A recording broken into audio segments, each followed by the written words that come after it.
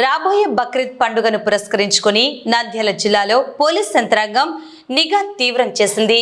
శాంతి భద్రతల పరిరక్షణ ధ్యేయంగా జిల్లా ఎస్పీ సునీల్ శరణ్ అర్ధరాత్రి వేళల్లో క్షేత్రస్థాయిలో పర్యటించారు. జిల్లా సరిహద్దుల్లో ముఖ్య కూడళ్లలో ఏర్పాటు చేసిన ప్రత్యేక పోలీస్ చెక్ పోస్టులను ఆయన ఆకస్మికంగా తనిఖీ చేశారు.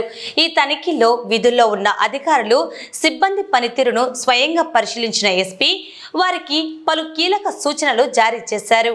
మరోవైపు జిల్లా ప్రజలకు ఎస్పీ కీలక సందేశాన్ని ఇచ్చారు. జిల్లాలో బక్రీద్ పండుగను మత సామరస్యంతో ప్రశాంత వాతావరణంలో జరుపుకునేలా చూసేందుకు పోలీస్ శాఖ అన్ని రకాల చర్యలు చేపట్టిందని తెలిపారు.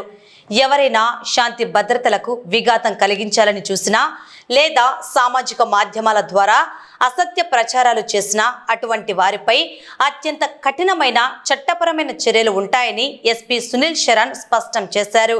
ఈ ఆకస్మిక తనిఖీ కార్యక్రమాల్లో ఎస్పీతో పాటు Nandyal sub division ASP Javali, స్థానిక పోలీస్ అధికారులు మరియు సిబ్బంది పాల్గొన్నారు. అందరికీ నమస్కారం.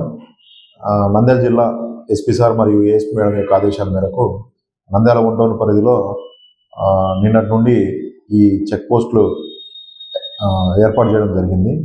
ఈరోజు రేపు కూడా ఈ బక్రీద్ పండుగ సందర్భంగా ఇంపార్టెంట్ పాయింట్స్లో అంటే సెన్సిటివ్ ఏరియాస్లో చెక్ పోస్టులతో పాటు పికెట్లు కూడా ఏర్పాటు చేయడం జరిగింది.